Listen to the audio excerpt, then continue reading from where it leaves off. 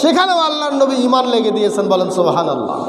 Oman কামা রমাদানা ঈমানা ওয়া ইহতিসাবা, আল্লাহর নবী বললেন যে ব্যক্তি রমাদানের কিয়াম করলো ঈমানের সাথে সওয়াবের আশায়, গুফিরা লাহু মা তাকদ্দামা মিন যামবিহি, ওই ব্যক্তির জীবনের সকল সগীরা গুনাহ আল্লাহ ক্ষমা করে দেবেন। তাহলে ঈমান এখানেও শর্ত, সিয়ামের জায়গায় ঈমান শর্ত, তারাবির সালাত আদায় করার আগেও কি শর্ত? ঈমান। 3 নম্বরে বিশ্বনবী বলছেন ওয়ামান কামা লাইলাতাল কদরি ঈমানাও ওয়া ইহতিসাবা। চিন্তা করেছেন? পরপর 3টি বাক্যে একই শব্দ ব্যবহার করেছেন মুহাম্মদুর রাসূলুল্লাহ সাল্লাল্লাহু আলাইহি ওয়াসাল্লাম।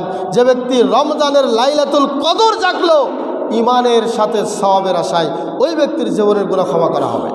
সুবহানাল্লাহ। তাহলে আমি যে মেসেজটুকু আপনাদেরকে দিয়ে গেলাম সেটা হলো সিয়াম কবুল এবং সিয়াম রাখার পূর্ব শর্ত কি? ঈমান। আরও অনেকগুলো শর্ত